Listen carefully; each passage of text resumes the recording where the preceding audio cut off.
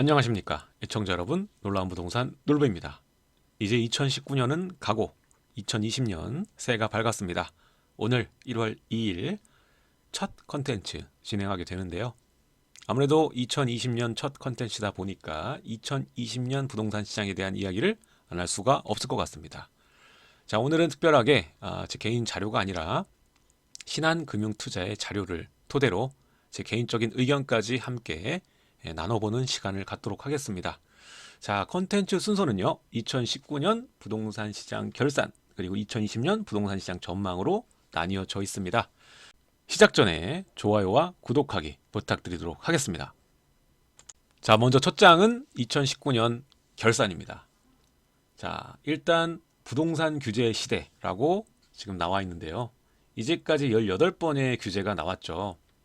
자, 거기에 주요 타겟은 바로 재개발과 재건축이었습니다. 어디? 특히 서울.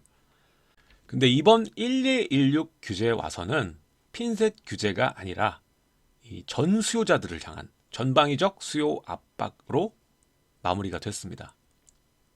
이제 효과가 나올 테니까 좀 두고 봐야겠죠. 자, 10월 29일 이 민간택지 분양가 상한제가 시행이 됐고, 사업자 대출 규제, 이때 10월 29일 날 일어났었죠. 민간택지 분양가 상한제 27개동 그리고 사업자 대출 규제 같은 경우에는 그동안에 법인 사업자나 개인 사업자를 통해서 대출을 좀 더 받았었죠. 근데 이걸 막아서 재개발과 재건축, 부동산 투자 수요를 대상으로 한 핀셋 정책을 발표하게 됩니다. 자, 실제로 이렇게 사업자를 내서 매수를 하는 경우에는 거의 100% 투자 수요에 가깝다고 볼 수가 있기 때문에 투자 수요를 대상으로 한 마지막 정책이었다라고 볼 수가 있겠습니다. 자, 돌아보면 17년 파리 부동산 대책, 그리고 2018년 9.13 대책으로 세금, 금융, 그리고 청약도 거의 이제 무주택자 가점 100%로 바뀌었기 때문에 청약 제도도 개편됐죠.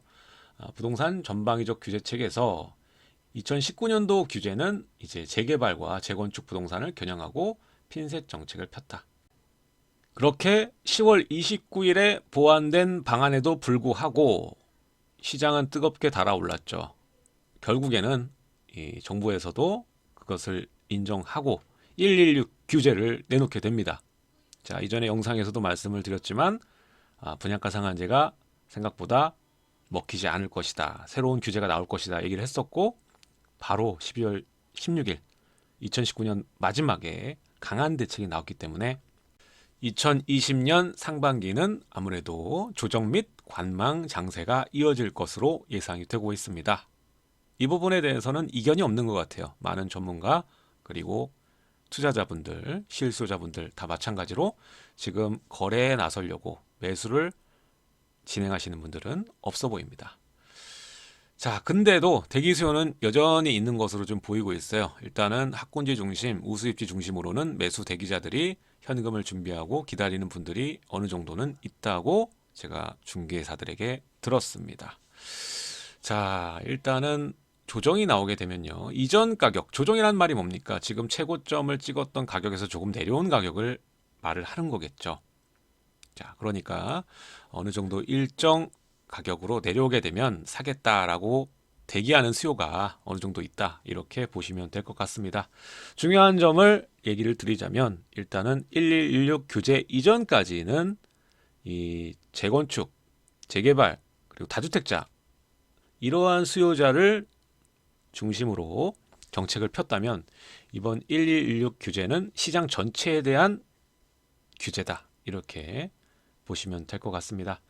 자, 일단 분양가 상한제도 추가로 늘렸죠. 이게 문제입니다. 처음에 분양가 상한제를 할 거면 제대로 했어야 되는데, 이게 기획재정부랑 마찰을 빚으면서 핀셋 규제로 이야기를 하고 동단위 발표 얘기를 하고 아주 적은 수량만, 그러니까 정비 물량이 임박한 지역만 사실 발표한 거예요. 정부가 일부러 그렇게 한 건 아니고요. 포괄적으로 여러 군데를 한 번에 지정을 하면은 공급이 위축될 거를 우려하고 그렇게 한 것인데, 시장에선 이렇게 받아들일 때 별거 아니구나라고 받아들이고 개의치 않고 시장이 움직였거든요. 수요자들이 움직이면서. 그래서 이 분양가 상한제는 사실 양날검인데 그 한쪽 날 위력마저도 쓰지 못했다라고 평가를 내릴 수가 있겠습니다. 이렇게 한쪽의 위력을 쓰지도 못했는데 부작용 칼날은 엄청나게 커질 것이다. 전 보고 있는데 그 절대적인 원인으로 청약제도, 그리고 두 번째는 핀셋 규제라더니 이제는 전체적으로 묶어버렸어요. 서울뿐만 아니라 수도권 지역, 일부 지역까지 엄청나게 묶습니다. 이러면 어떤 문제가 발생되느냐? 둘이 시너지를 내면서 이제 신축 물량 감소는 눈에 뻔하게 보일 수밖에 없는 것이고요. 그리고 이번 분양가 상한제를 통해서 아주 저렴한 물건들이 나오긴 하겠지만 이 물건을 청약에 당첨될 수 있는 사람은 굉장히 한정적이고 너무나 명확하다. 왜냐? 가점 100%니까. 명확한 거예요.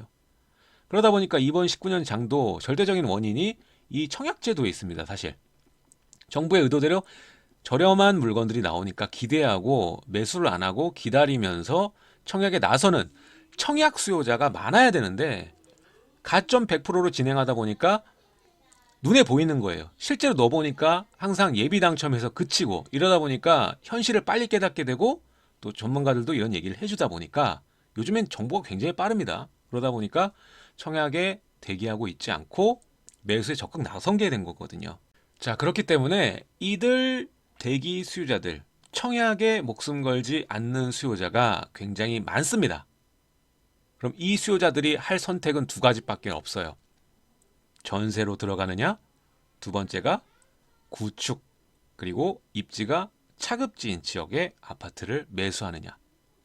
그렇기 때문에 여기에 따라서 2020년 장의 키워드는 구축 아파트, 그 중에서도 우수 입지의 구축, 그리고 대형, 저평가돼 있으니까 그런 것들, 그리고 수도권에 있는 신축 물건들, 규제에서 벗어난 애들, 풍선 효과, 이런 것들이 굉장히 부각될 것이다 라고 보고 있습니다. 참 문제죠. 이게 바로 이제 시장 가격 왜곡이니까요. 자, 올해 결산 차트를 한번 볼까요? 차트를 보면은 서울 아파트 시장을 기준으로 당연히 봐야 되는 거고 9.13 대책 중요한 대책이었죠. 그 이후에 다시 거래량과 가격이 회복되었다. 회복이 뭡니까? 오히려 신고점 달성했죠.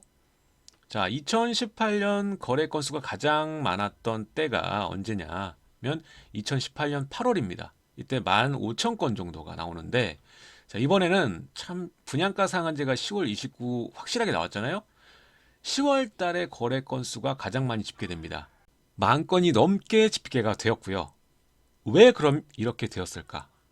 자, 일단 분양가 상한제가 나왔지만 오히려 집값이 안정된다는 심리보다는 공급이 축소될 게 뻔히 보이고 이 불안감을 자극시켰고, 지금 경제 상황이 굉장히 안 좋잖아요. 유동자금이 갈 곳이 없는 상황입니다. 그러다 보니까 공급 축소에 희소 가치는 높아지고 돈은 갈 데가 없기 때문에 서울의 아파트에 집중되게 된 것입니다. 자, 아래 차트 보시면요. 여기가 실거래가 지수를 표현한 그래프인데 지금 서울이 빨간색이고요. 파란색이 인천, 그리고 회색, 그레이색이 경기입니다. 자, 자세히 보시면 예전의 그래프랑 연동해서 보시게 되면은 거의 비슷한 모양새로 흘러가는 걸 볼 수가 있습니다. 근데 2017년으로 넘어가는 이 기간부터 이 서울이 굉장히 급경사로 올라가게 되고요. 반면에 인천과 경기는 횡보 수준의 움직임을 보이고 있는 상황입니다. 물론 인천과 경기 전체 지역을 다루다 보니까 그래프가 이렇게 표현된 것이고, 일부 서울과 강남과 가까운 지역은 서울과 그래프가 비슷하다, 이렇게 보시면 될 것 같습니다. 중요한 점은 앞서 말씀드린 바와 같이 그래프의 균형, 밸런스가 이어지기 위해서는 이 서울의 그래프는 밑으로 내려와야 되고요. 그리고 경기와 인천의 그래프는 위로 올라가야 맞는 이 밸런스를 갖추게 되는 겁니다. 그래서 앞으로의 2020년이나 이후의 상황을 보자면 이게 어느 정도 밸런스를 맞추는 그 시기에 돌입한다라고 생각을 해볼 수가 있기 때문에 투자로 봤을 때는 이 서울은 고위험군에 속하는 것이고요. 오히려 경기와 인천 지역의 저평가된 지역이 오를 확률이 굉장히 높다라고 표현할 수가 있겠습니다. 자, 앞선 그래프처럼 서울과 수도권, 경기 인천과의 격차도 눈에 띄지만 더 눈에 띄는 점은 뭐냐면 이 수도권과 지방의 양극화가 굉장히 심하게 벌어졌다. 자, 이 원인은 뭘까요? 일단 규제 틀에 의해서 작용하는 시장이 그렇게 변화됐기 때문에 그렇습니다. 무슨 말이냐면 지금 파리 대책부터 임대사업자의 물량이 잠기게 되고 그리고 금융규제까지 있고 세금적인 정책으로 인해서 수요자가 일정 주택에 모일 수밖에 없게끔 바뀌었습니다.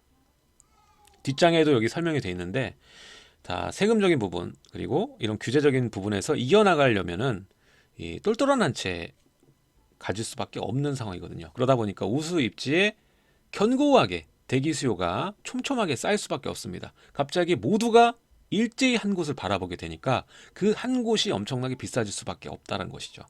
그렇기 때문에 이 규제가 풀리기 전에는 이 우수한 지역, 남들이 다 쳐다보는 대기 수요가 촘촘한 지역에 물건이 나오는 수량도 적을 뿐더러 나와봐야 대기 수요가 어마어마하기 때문에 기다렸다가 매수하고 기다렸다가 매수하고 지금 매년 패턴이 그렇습니다.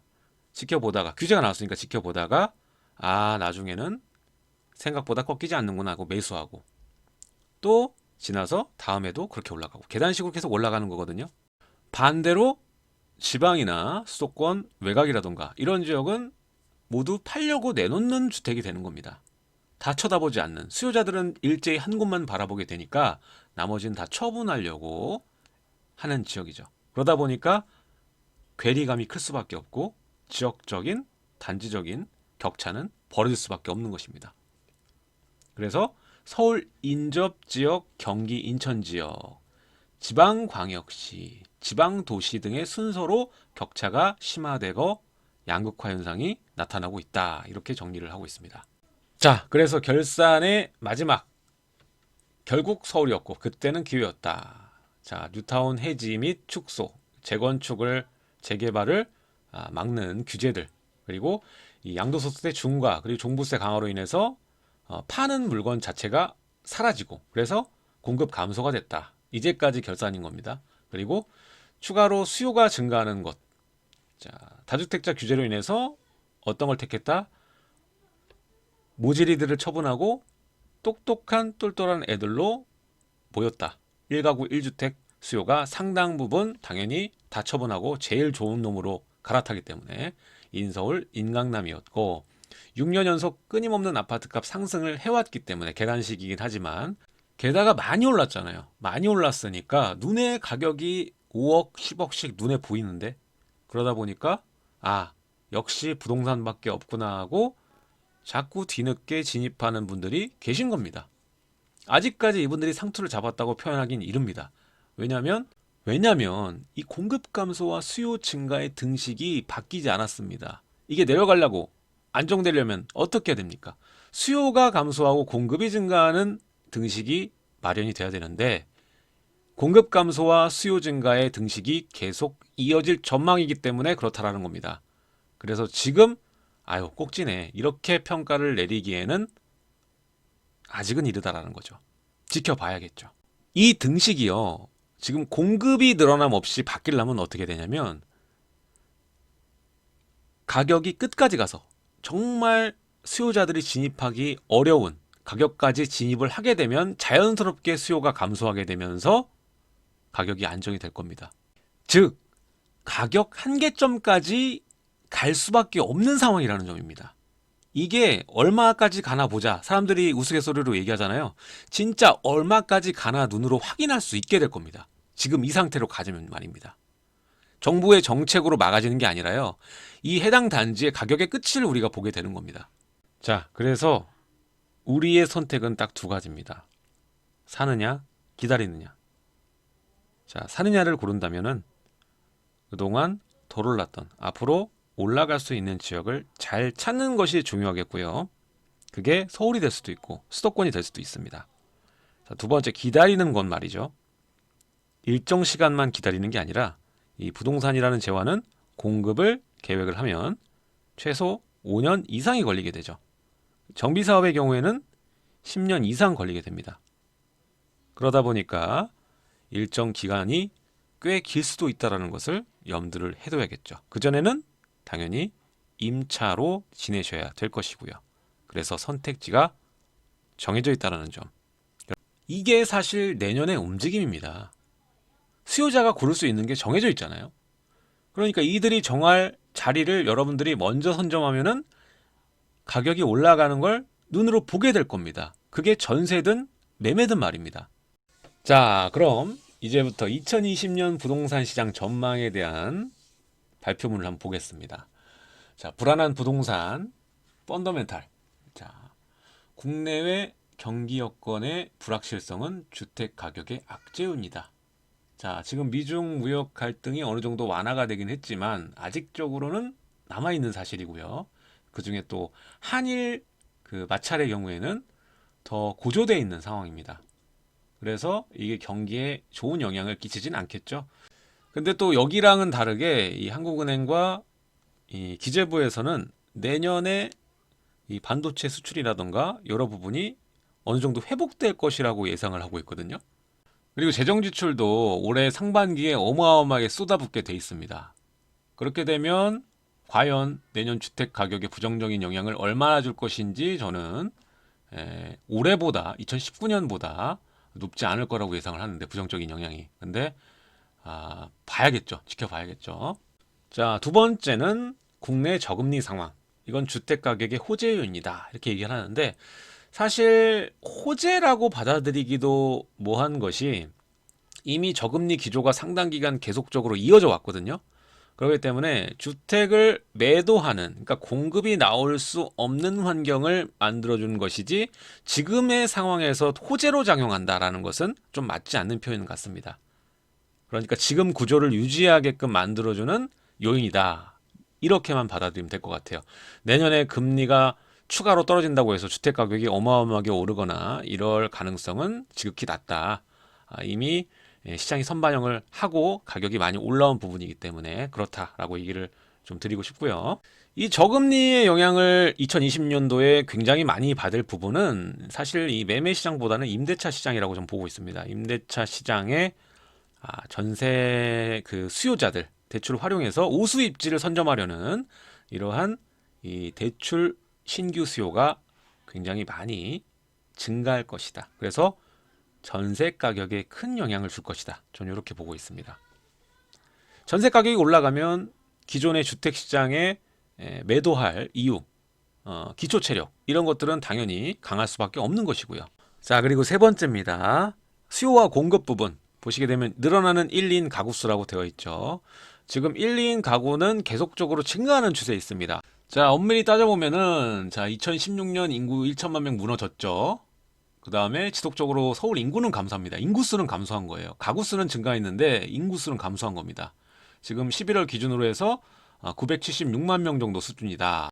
그래서 보게 되면 2015년부터 2018년 총 인구 증감을 살펴보면 서울은 23만 명이 줄어든 것이고 경기도는 62만 명이 늘어났습니다. 그리고 인천광역시는 4.6만 명이 늘어났어요.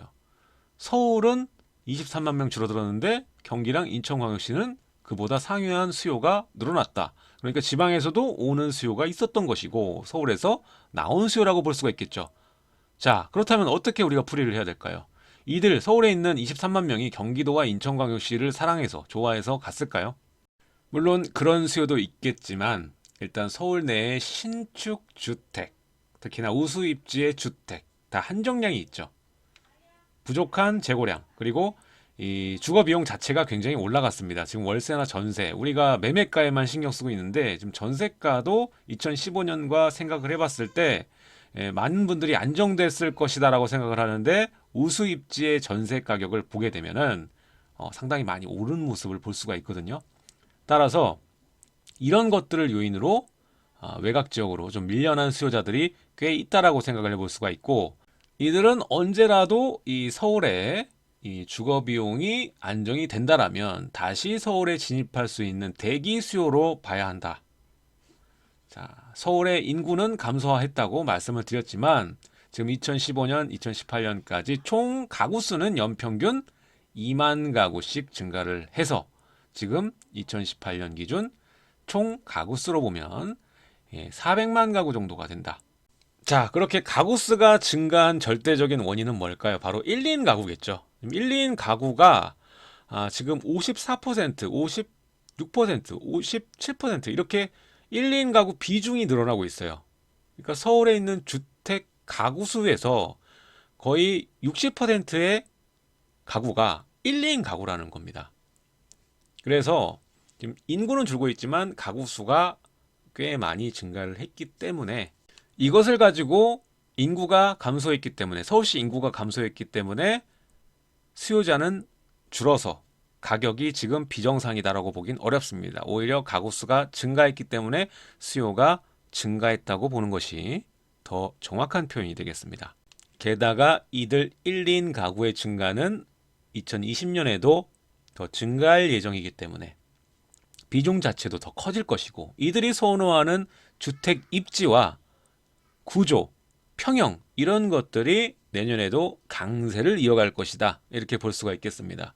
그래서 지금 구축 대형이 저평가되어 있다. 이런 얘기는 하지만 구축 대형이든 신축 대형이든 대형이 저평가된 부분은 확실하지만 앞으로도 이런 1인 가구 증가로 소형의 강세는 멈추지 않을 것이다. 이렇게 볼 수가 있는 것입니다. 저는 개인적으로 이 투자를 하던 거주를 하던 간에 이 30평대 이상의 그 평형대는 사실 그렇게 추천드리지 않습니다.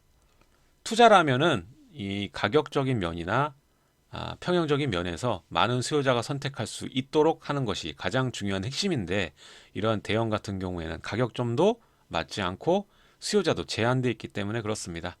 무엇보다 이 저평가된 종목과 입지를 선택하는 것도 중요하지만 이것보다 더 중요한 것이 결국엔 시간입니다. 투자는 결국 시간과의 싸움이기 때문에 대형의 경우에는 시간적인 부분에서 결코 유리하지 않다. 전 이렇게 생각을 하기 때문에 그렇습니다. 자, 개인의 선택의 영향이고 개인에게 맞는 종목이기 때문에 제 의견을 말씀드린 것 뿐이고요. 자, 지금 오늘 내용 좀 기네요. 총 16페이지라서 금방 끝날 줄 알았지만 지금 절반 가량 했는데 20분이 넘어가고 있습니다. 22분이 흘렀는데 오늘 내용은 여기까지 일부로 장식하도록 하고 본격적으로 2020년 부동산 시장 전망에 관한 부분 그리고 추가로 우리가 알아야 될 부분에 대해서는 다음 시간에 2부로 구성을 하도록 하겠습니다. 자, 구독하기, 좋아요 부탁드리도록 하고요. 카페 많은 가입 부탁드리도록 하겠습니다. 그리고 이 놀부 채널에 이 멤버십이 있어요. 멤버십. 근데 많은 분들이 제가 얘기도 안 했는데 가입을 또 해주셨더라고요. 열심히 하라는 의미로 받아들이겠습니다. 감사합니다. 아무래도 이게 유료로 나가는 부분이기 때문에 제가 부담감도 사실 있습니다. 제가 따로 이 멤버십 분들에게 해드릴 수 있는 게 뭔가 연구를 해보도록 하겠습니다. 아무튼 응원해 주셔서 정말 감사하다는 말씀 드리겠고요. 자, 다음 시간에 또 새로운 컨텐츠로 찾아뵙도록 하겠습니다. 일단 2부를 해야겠죠? 2부는 이번 주 일요일 정도에 업로드를 하도록 하겠습니다. 오늘 마저 하면 좋은데 부슐랭 가이드를 오늘 찍고 지금 와서 만들고 있는 영상이거든요. 그래서 밖에서 추워가지고 좀 몸이 힘듭니다. 애청자분들이 이해해 주시리라 믿고 다음 시간에 인사를 드리겠습니다. 감사합니다.